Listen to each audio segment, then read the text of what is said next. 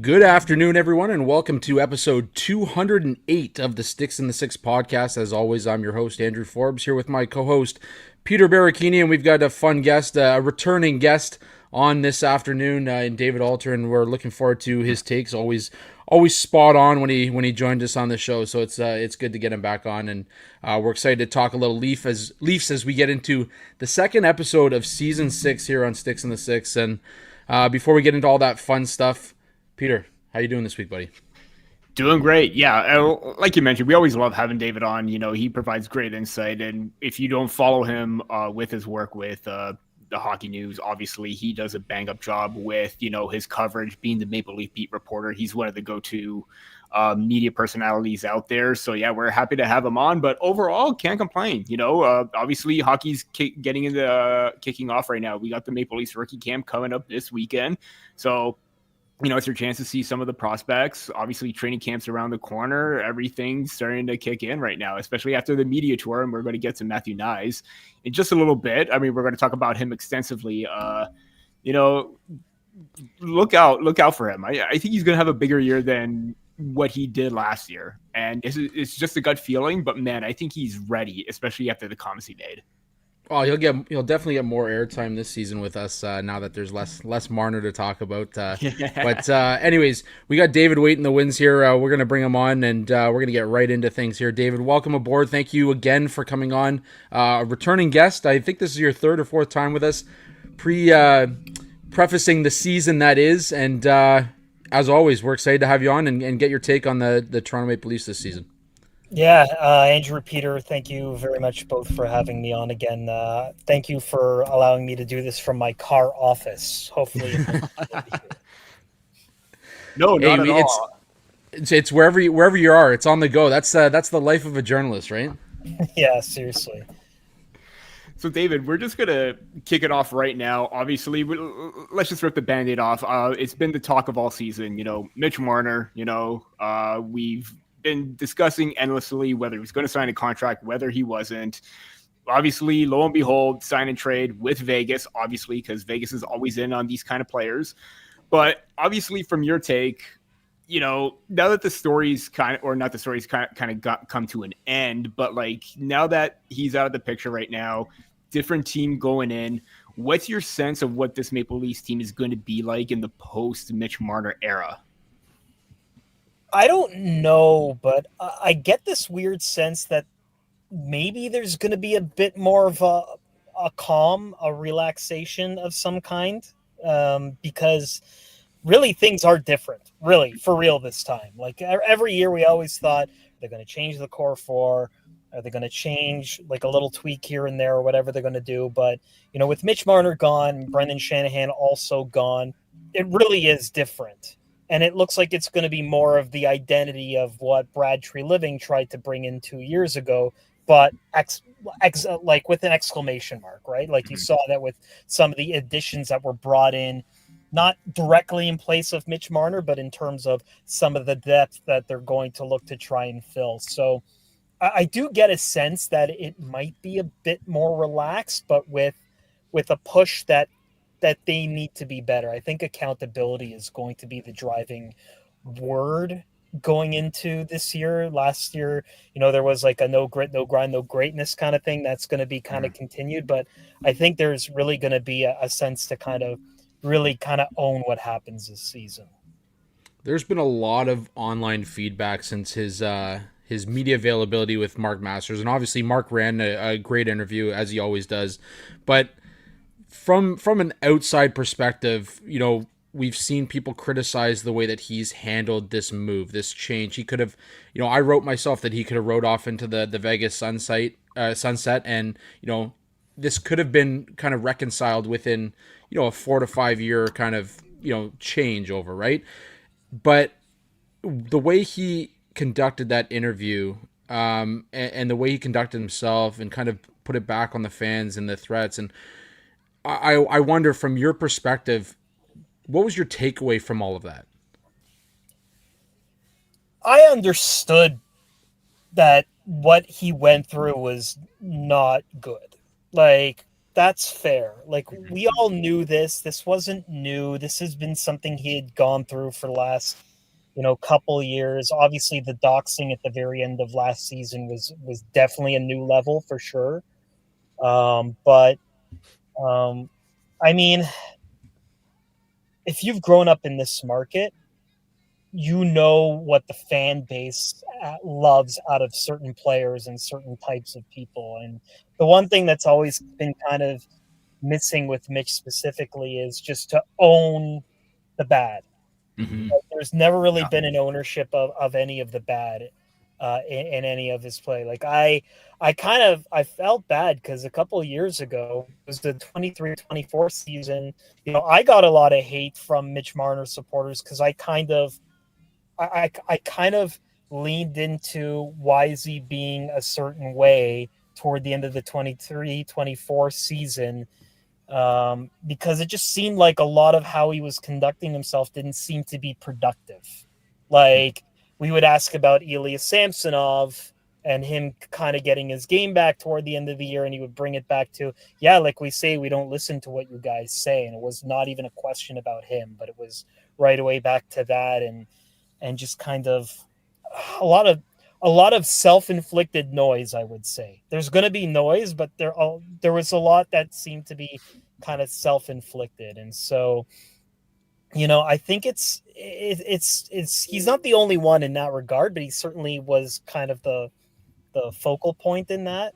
And I just always felt like if he just said, I wasn't good enough, I need to be better, it would have all been solved, and I don't think you would be seeing as much of a polarizing thing. Now, maybe he's of the type that he doesn't want to say things like that would negatively impact his game, and if that was the reasoning, I would understand that as well. But there was never really a sense of as to why he was kind of approaching things the way he did. And so I'm not really surprised at the discourse. Did it go to a level it shouldn't have? Absolutely. Mhm. But my sense was, and I know Mark only had a limited amount of time for that interview. He would have certainly asked more about some of the other stuff.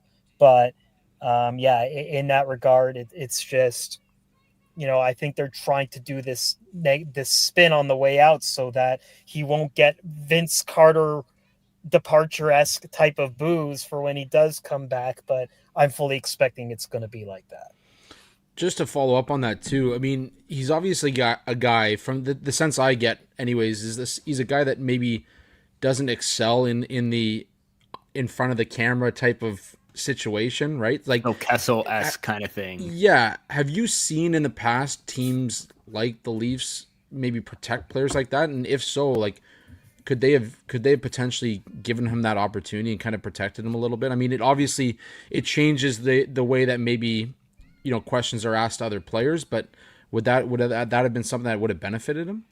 I think Marner was protected more than Phil Kessel was, to be honest with you. I mean, I covered the Phil Kessel. I started on the beat in the 2011-12 season, and there were differences in that 23-24 season. Mitch Marner took a break from the media, and we couldn't speak to him for like over a month or whatever it was. And so, he had all those things, and it still was the way it was.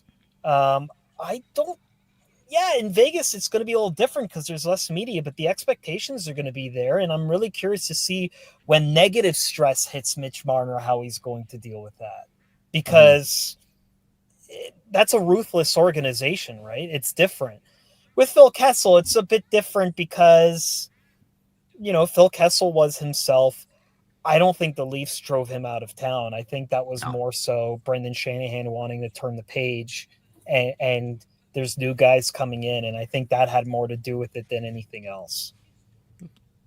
I was about to say, did you think that the Maple Leafs did enough to kind of accommodate Mitch Marner in a sense with the media availability, kind of him, protecting him a little bit more? But then again, with some of the accountability issues there with, even post Boston series last year, we heard the comments about where it looked about upon as gods in the city. We heard about in that interview with Mark Masters too. He said in Game 7, we went out the way that we normally do, even though that should not be the case because normal team would do that.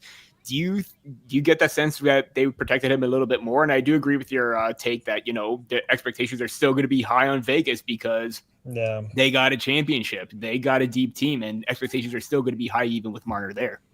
Yeah. I mean, I do think that Marner was given a lot of platitude, and the media staff there definitely protected him a lot in that regard. There's only so much you can do. If he's going to say what he's going to say, he's going to say it, right? Yeah. So, and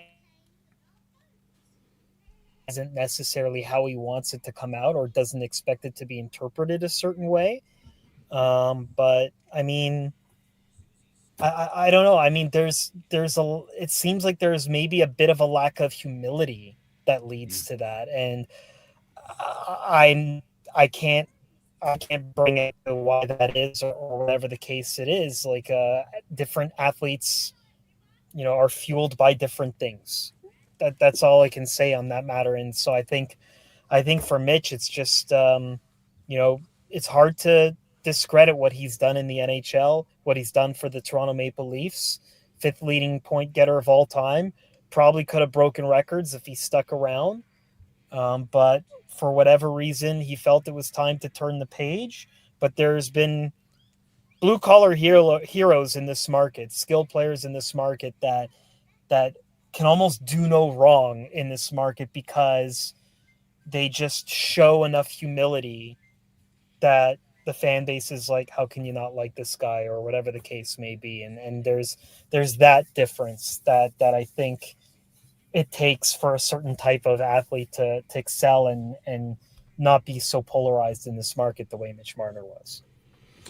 Yeah, I mean, we've talked so much, endless times about the pressure of the market in terms of Toronto. One of the things that Matthew Knies has kind of focused on in the last week here is the pressure of playing in Toronto. And he said, I'd be angry with fans if they weren't angry at me for playing poorly.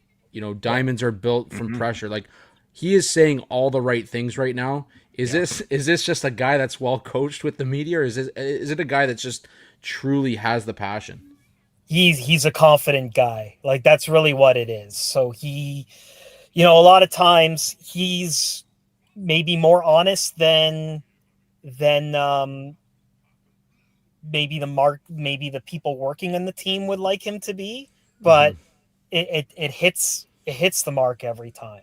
Like, whenever he's talking and he's addressing an issue or whatever it is, it's mostly honest. I think there was only one time I can recall where he didn't really want to give injury specifics, and he was like, I really would rather not go into that if that's okay. Like, he even adds that, like even though he doesn't have to ask if that's okay, he puts that out there because it's a common courtesy thing because of how he is. But other than that, he is bluntly honest, and it's refreshing. It really is. So, and I think that's a lot of why he's so popular. That, and look, this is a player who scored 29 goals on the top line last year and has never really been the most offensive guy at any level that he's played at, right?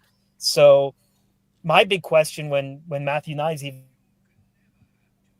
guy, but is he going to have the foot speed to be able to keep up with guys? And in his first full year, he did struggle with that. He bounced around. He was in the 4th line for a short period of time because he was kind of struggling a little bit, but seemed to find a groove. So I'm curious to see if he can maintain this pace, because to me, I kind of see William Karlsson in him from a winger standpoint, where it's like a guy who found his game, excelled at the highest level, but was it sustainable? Maybe not offensively, but you can still do other things and still be a really kick-ass player in the NHL up near the elite. So, I mean, the sky is the limit, but I don't know if, especially without Mitch Marner on his wing, if that's going to be a thing from an offensive standpoint that he's going to be able to maintain. But the guy says all the right things, pushes himself. He's like the poster child right now in terms of how you kind of deal with things. And I think that's why they sent them to the media tour, because he really is going to be a future focal point of this team. And you just mentioned too that he is getting a big following, and it's not just because of that power forward game, because he brings something that the team has lacked for some time. But like you mentioned, he is very upfront about his comments. We've talked about how, even dating back into the regular season where he had that hit from Zach Whitecloud, he's just like, yeah, I probably should have kept my head up. But he didn't forget about that, and he dropped the gloves. He showed no mercy in the series against the Ottawa Senators. He even called this team out where against the Florida Panthers, even before their game against the Tampa Bay Lightning, where it's like, we weren't good enough, we're not heavy enough. And he even said it again during that media tour. This is a guy that's really showing that new DNA that Brad Treliving wants. Is he basically the poster boy for this new look era for the Maple Leafs, aside from, let's say, Matthews, Nylander, even Tavares? Yeah, I mean, he can be like he drops the gloves, he does everything, right? It's the grit. It's the grit that they're trying to kind of convey. And so he's not going to be the only one like that. There's a lot of guys they brought in. Like, I can see someone like Dakota Joshua winning Leaf fans over just as equal, right? Like, just based on his type. Also, like a homegrown draft pick too in that regard, right? Yep. So just kind of coming back in that regard. The difference here is really Knies' age and how much they're committed to him for the future. Like, that's really the big difference right now. So yeah, he's going to be marketed in a lot of it. I wouldn't be surprised if when you walk into Union Station for game 1 of the regular season and you see all the signage out there that, like, and we pay attention to that stuff because it's all messaging, right? That you see a lot of Matthew Knies, maybe more so than you ever did before. Just a little bit of a follow-up, and let's for a second just play hypothetical, or let's say you're Craig Berube at this point. Obviously, there's that big spot right wing beside Matthews and Knies on the top line. Who do you think is the best fit on that top line right now? Do you see William Nylander getting that promotion up to the top line where he could be reunited with Matthews, or do you see someone like the newcomer in Matthias Michelli possibly push his way up and basically make an Arizona connection on that top line? Yeah, that's a tough one. I'm going to say no on Nylander on the top line just because when Craig Berube came in, he barely put him in there. Like, at least when Sheldon Keefe was head coach, if things weren't working or there was something, he was quick to make that switch. And for whatever reason, like, I don't think they ever started a game together. Like, I think if a switch happened, it was mid-game and it was switched back right away. So I don't see it happening off the hop. I do think Mason Michelli might get the first chance just because when you have a Matthew Knies grit type player, like, you need to kind of have the other two guys as offensive, and the most offensive of the new additions in recent days would probably be Michelli, with Joshua being a close second. But I think you lose some speed if you put Joshua in there. So I think Michelli would make the most sense to kind of try out there, and then, just kind of do, I think, a bit of a sink or swim type situation. Nick Waugh could be interesting if the Leafs like their center depth and they want to move him over to the wing. Like, Vegas had no shortage of moving him up into the top 6 whenever they had injury troubles or a position where they had to kind of flip around and make that kind of change. So again, there's the lack of offensive. Like, it's tough. Like, the way they're made up right now, it's not a clear answer. Like, it's really going to be who unlocks the most out of Austin Matthews in that spot is who's going to get that position, because really it's all about getting Austin Matthews' production back up to his previous standard. There's still a lot of conversation that the Leafs aren't done. There's discussion of a trade possibly still being in the works. There's conversation about Jack Roslovic being a potential target for this team, and why hasn't he signed? And have you heard anything? Is there any kind of rumors flying around? The press box type of people. Yeah, well, I mean, the big difference right now is that this playoff salary cap is in place. for this year. Mm-hmm. Like all those changes that we thought might be coming a year later are coming now. And I think that word has been around of a possibility for a while.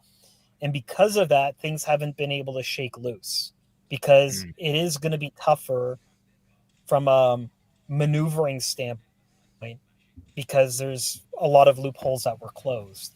So I think the Leafs were happy to try to maybe unload a couple of depth guys. But right now, even if you factored in Easton Cowan or whomever, you've got about $2 million under the salary cap with a roster of 23, which is the maximum you can carry. And the Leafs have not had that position for a long period of time.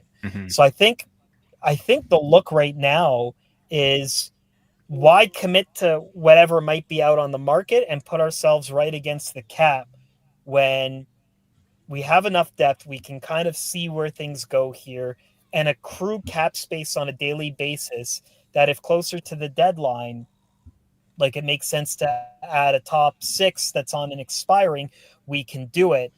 The way the Puckpedia math works right now is if the Leafs stay at where they are under the cap right now, and then they waited till the deadline for the whole season with 23 players, they could acquire like a $9 million cap hit guy.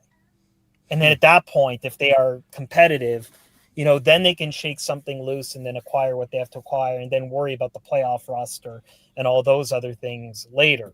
So I just don't see a situation right now where something obvious comes up front, but they're not going to do it for I don't see them just getting a Jack Roslovic because he's the next best guy available to fill that spot and put themselves right up against the cap.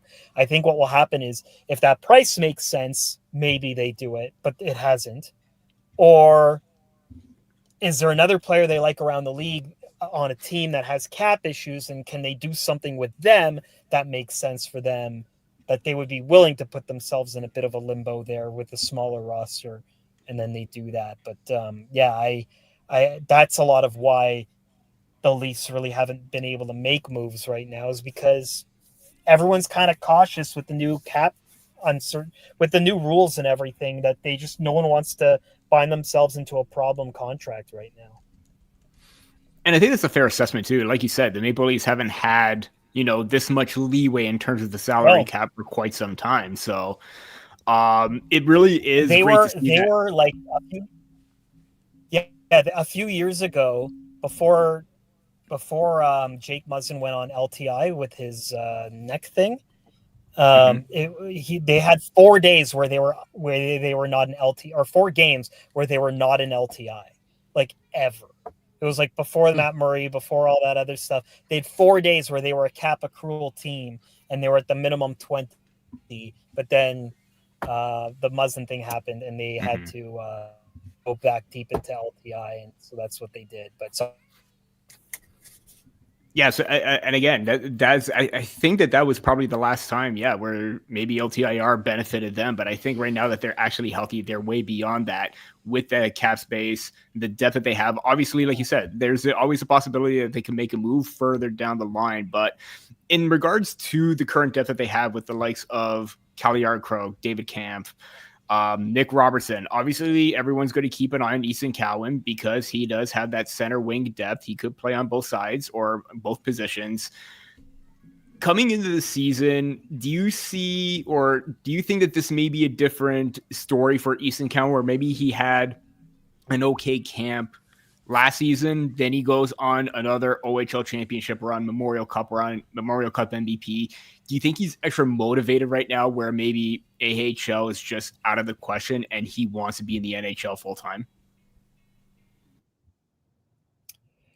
I think he's definitely trying to operate that way. Whether it's going to work out that way is going to be based on mostly himself, but a lot of other factors as well, like the other players and what makes sense and what doesn't make sense. Like as good as he was last year, I think we're all in agreement that if that rule in the new CBA coming next year was enforced earlier, that Easton Cowan would have been with the Marlies last year and would have been able to get proper professional experience, because as dominant as he was and all that stuff, like professional hockey is just at a completely different speed.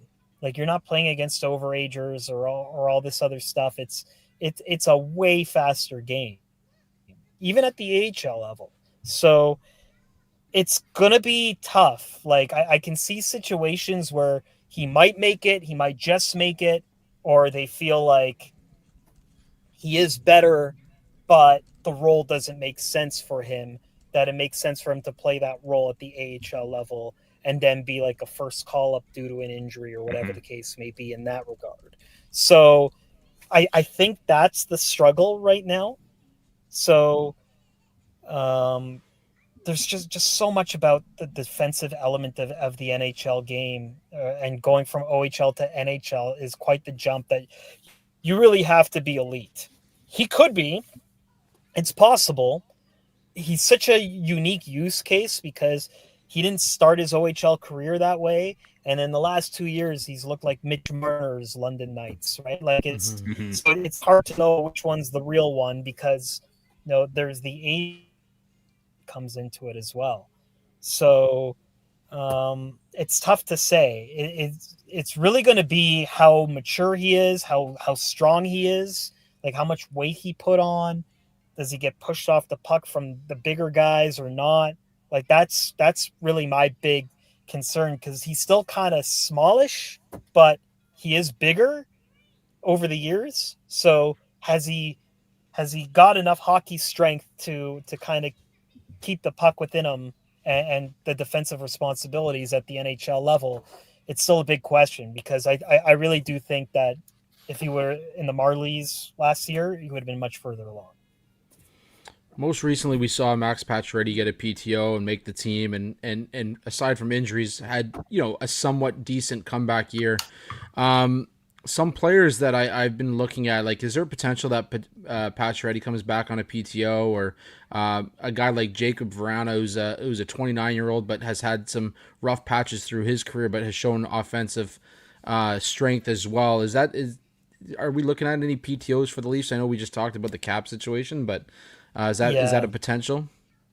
I feel like we would have heard something by now. Like training camp's going to open in a few days. I think if the Leafs do bring on PTOs, it's going to be a different situation. Like I could be way off on this, but I think the last couple of years, the PTOs that the Leafs have brought in have been not real PTOs. They've been like, we need you, but we have to wait until the final day of final day of training camp before we can figure out exactly what number to the dollar we're working with at the cap level, because injuries can happen. All this other stuff can happen that can open up cap space, can maneuver around. And that's literally what it was. And I think Max Pacioretty even admitted it himself when he was inserted into lineup for game 3 of the first round of the playoffs. He's like, I was brought here for this. Right. Like, So for him, it wasn't a matter of, playing, not playing in the regular season, all this other stuff. It was about figuring out the dollars so that when the playoffs started, he can play. Right. So, it's, I think you would see like, it would be like more of like those Nikita Gusev type situations where it's like bring someone on, and if he really forces the issue, sure, but there's no promises type, as opposed to, what happened with Steven Lorentz and Max Pacioretty like last year. But I could be way wrong on that. Like anything can happen between now and then. But I think why you're not seeing the Leafs in a lot of PTO discussions right now is whomever they may be interested in to do that has not committed, or expressed that they're willing to do it. And on the flip side, there's no one that the Leafs are just like, do we really want to mess around with our lines and figure that stuff out instead of just working with what we have? And everything's about the playoffs right now, right? So that's why that whole thing of staying under the cap and kind of getting to like maybe a $9 million player at the deadline, I think would be their best course of action, because really it's about the playoffs for them. And I think they would agree with that. David, there were some rumblings about a possible extension with Anthony Stolarz, and we know how big he was throughout the regular season until the injury hit. Then he stood tall against Ottawa. Then the Florida Panther series happened. He gets hit by Sam Bennett. And with his offseason training, his goalie coach mentioned that, there's a lot of unfinished business on the table for Stolarz. Obviously, we saw how great he has been. He was basically top 2 or 3 in goals against average to save percentage with like 25-ish, 30 games played last season. And obviously, minimal experience as a starter. He has that a little bit under his belt. How do you see this going about with Stolarz? And will this 1A, 1B continue with Joseph Woll? And can they not necessarily bounce back, but improve upon how great it was this past season? I wouldn't say that an extension won't happen before the beginning of the season. I'd be shocked if it does, because from both sides' perspective, how do you figure out what's fair? From a numbers standpoint, if you're Stolarz, you can ask for the moon. But from an availability standpoint, how do you, as the Leafs, reconcile giving him starter money, but then not knowing, can he get through a majority of a season yet? Like, it's tough. Fair. So you want to find value, especially again with the new cap rules. It's not like you can go before and just be like, oh, well, we'll just LTI and we'll get that money and everything will be great and all that. Like, you can and you can't. Like, that's a factor now, especially if it's a player making over the league average, which is what he would command based on his numbers, right? So it's tough. Like, I really do think it behooves both sides for Stolarz to prove, yes, there's unfinished business. I can play 50 games or more than 41 and show that he's that guy. On the flip side, the Leafs want to see that, because if it is just a 1A that you don't know for sure he's going to be available or not, well, then what do you do beyond that? Like, you kind of have to figure out maybe more of a long-term solution in that regard. So, they've got the Hildebeest now locked up for 3 years. And I think the Leafs hope they don't have to bank on him too much. But I don't know. The injury history is there for both of their 1A and 1Bs right now. So it's going to be tough to find a number that makes sense until Stolarz shows that the unfinished business is there. Like, like, not even just from a money, but from a term standpoint too, because of what you're committing to. You might be able to get a 1 or 2 year extension, but again, Stolarz is 30. I'm sure he's going to want something more substantial from a security standpoint.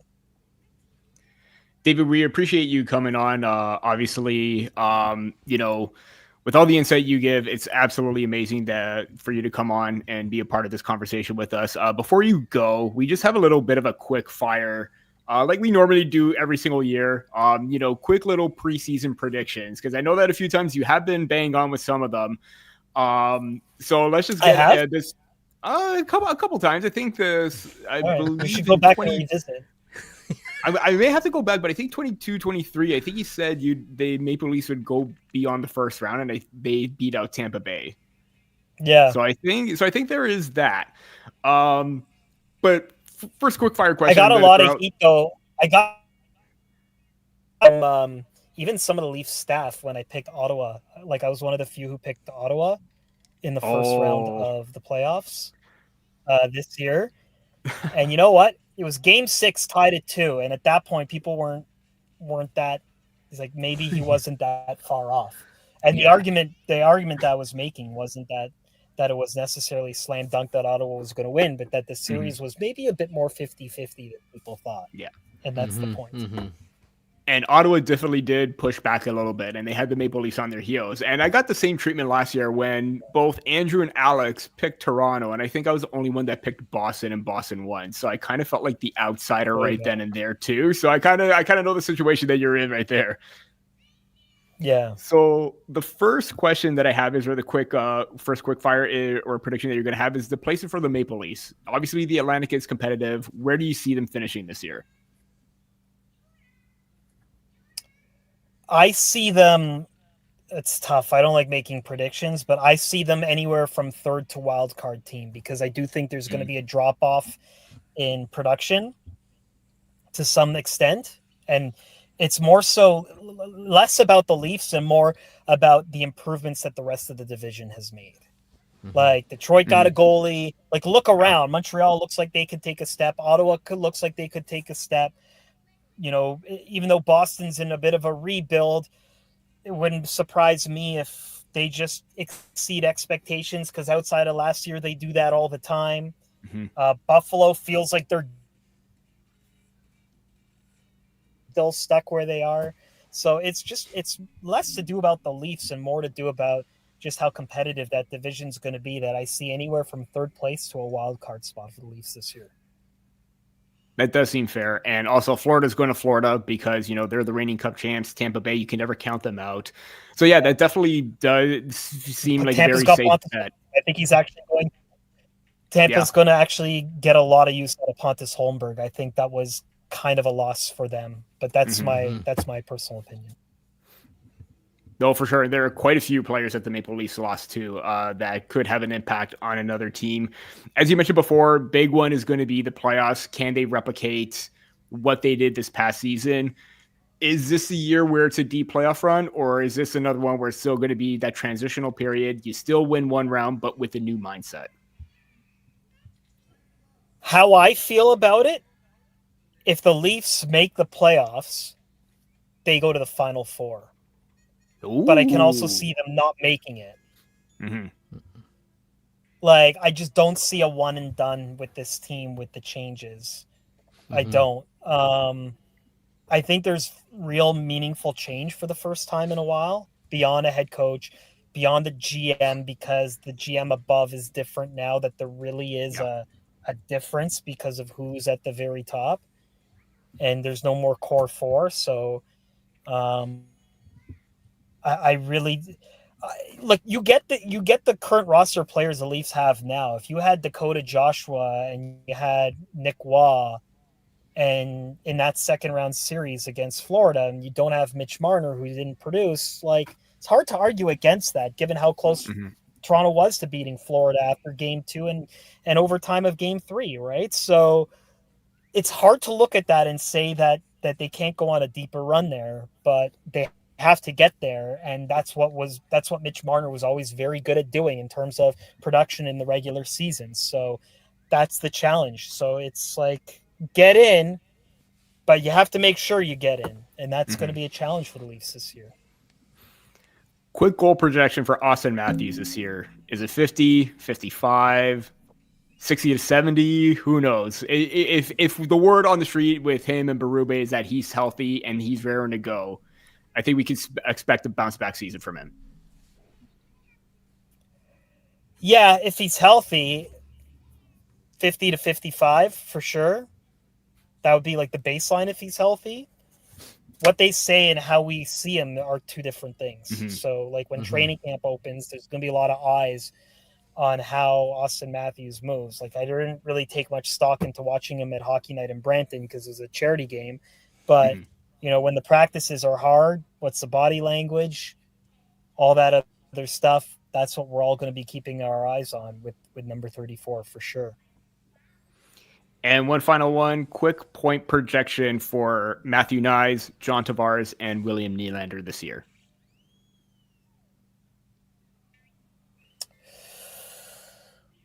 Point projection. Matthew Knies, let's go with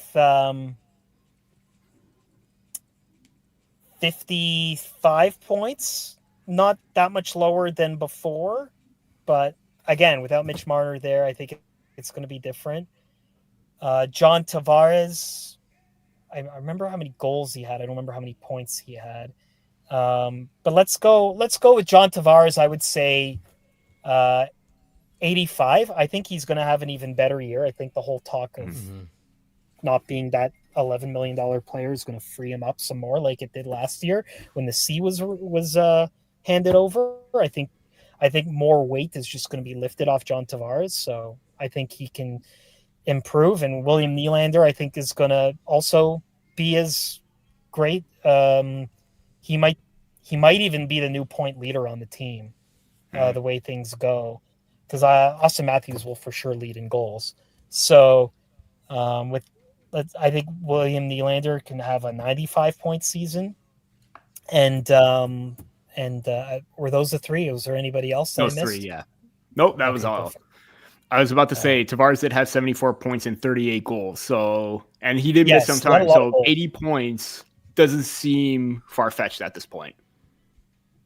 Right. And he is getting better as a player. Like, that is the steal of the offseason, is getting him for the cap hit that they got him at. Was like, I expected it to be lower. No one expected it to be that low. That was really a steal for the Leafs. He'll be pushing Absolutely. for his first 6 goals too, because he's just 6 away from 500. So early on this season, he's going to That's be right. trying to pop Yeah. a few, right? Absolutely. 100%. And again, David, can't thank you enough for coming on to be a part of the preseason talk once again. I believe this was like your third or fourth appearance. As we mentioned, you come on multiple times. We're starting to lose count, but we always love having you on to give your insight. And best of luck in the season, David. You got it. Thank you so much, guys. Appreciate it, David. Have a good one. Take care. Yeah, no problem.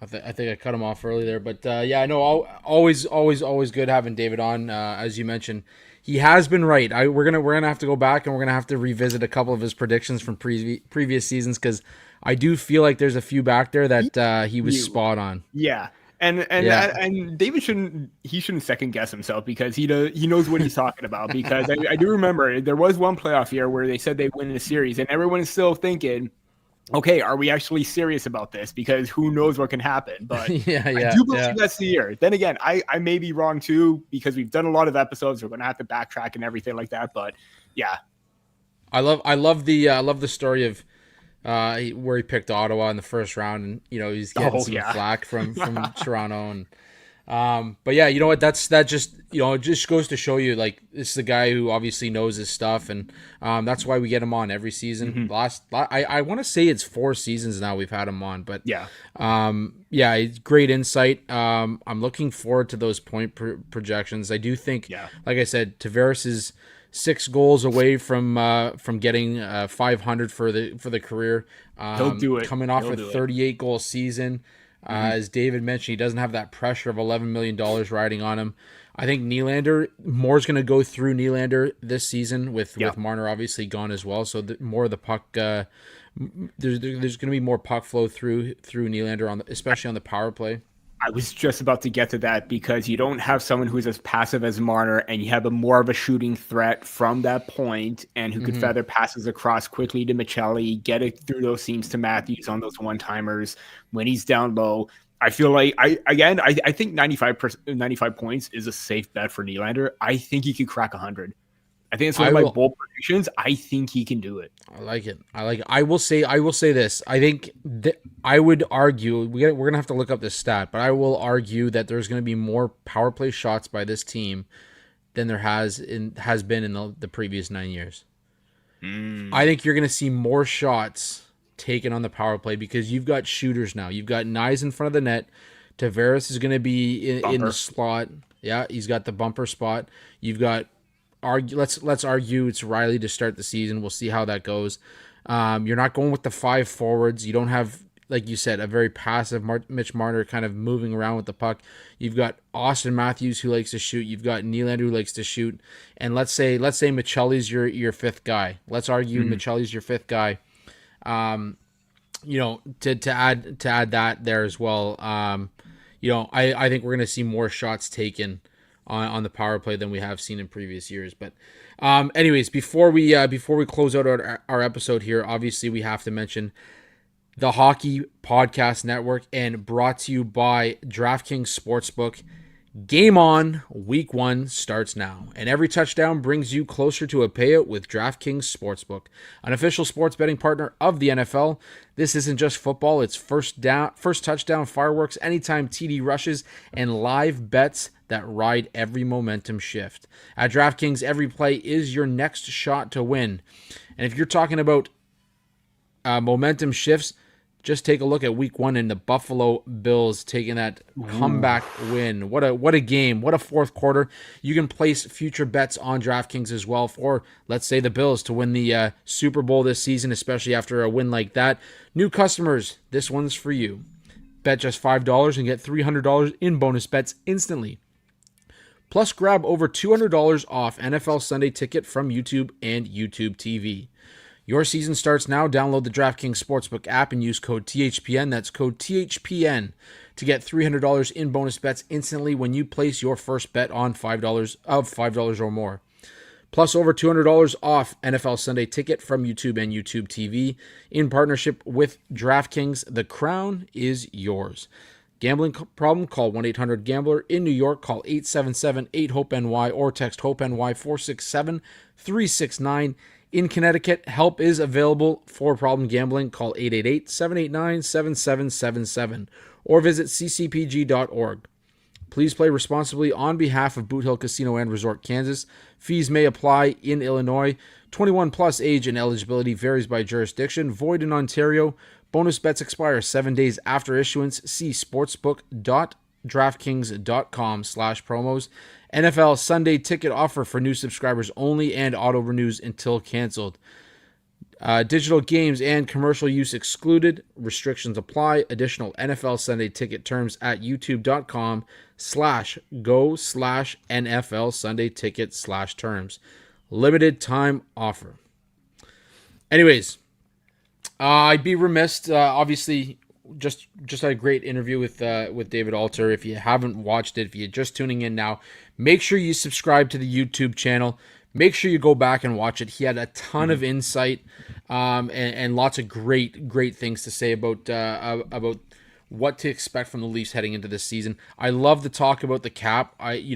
That's why we bring these guys on, right? Like these guys understand all that Puckpedia stuff a little bit more than we do sometimes.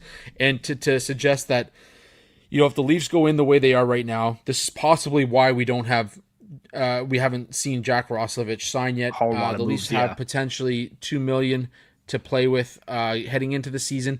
If they stay that way, potentially can go out and get a $9 million guy with a contract expiring at the deadline. So that's going to be crazy if that kind of stuff can happen.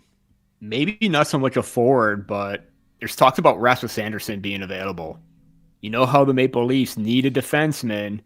I know he's at $4 million, but if you're looking at extending him, and him and Treliving kind of had that connection with him in Calgary, just throwing that out there. I'm not making anything of it.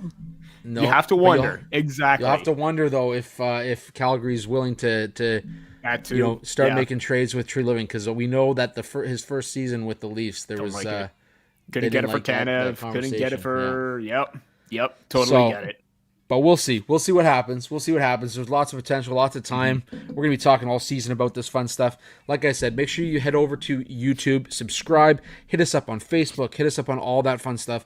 Before we close it out here, though, obviously it was a sad week for not only Leaf fans, Montreal fans, the game of hockey, the country of Canada. This guy was iconic. Ken Dryden passes away after a long, hard-fought battle with cancer. Cancer sucks. We've talked about this before. Only time I'll ever swear on here is fuck cancer. Yeah, that's the only time I'll probably ever swear on here. Yeah, I mean, one of the shorter careers in terms of a legendary goaltender, but the guy who, the iconic stance of leaning on his stick knob. Was six Stanley Cups over 8 seasons. Was it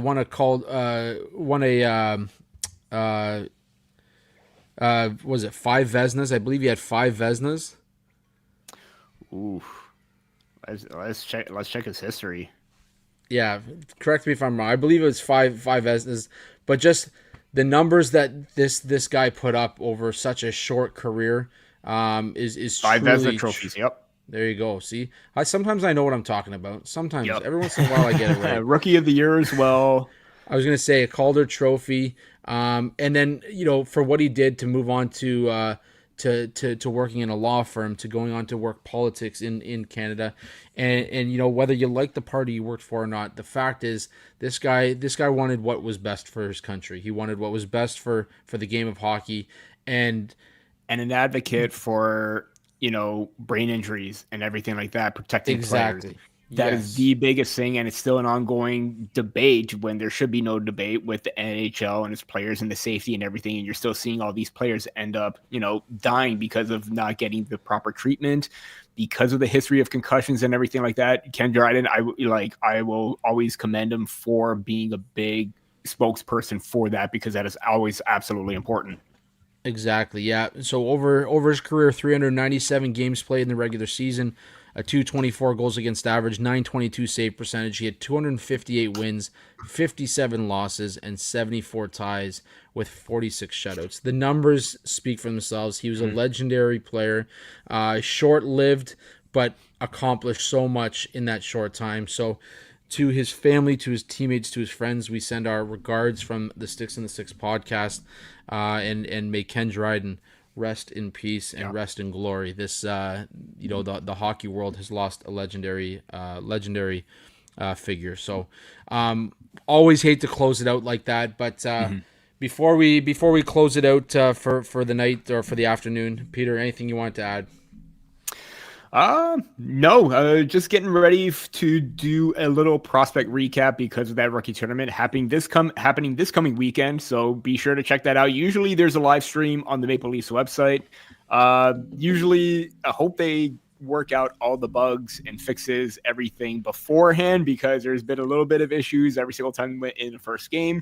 But then again, technology never 100% accurate. And also because, you know, there's never enough draft talk. I'm already getting set for my 2026 preseason rankings at the Hockey Writers. Is Gavin McKenna going to be number one? I don't know. You'll probably have to read that. But yeah, this is going to be a very, very fun class, especially in the top 2025.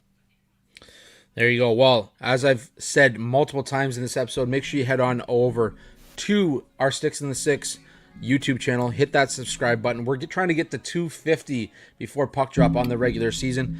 And guys, listen, we gave to the Goudreau Fund this year. We're looking for another organization that we can donate to from our Sticks in the Six fund, that we can donate to based on goals scored by the Leafs this season.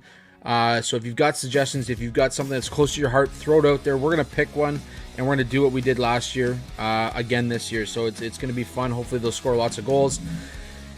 Other than that, make sure you tune in next week. We got lots of Leafs talk as the season quickly approaches. We're 14 days away from preseason hockey. And with that, we'll leave you with Alex Hobson and his hit single, 25.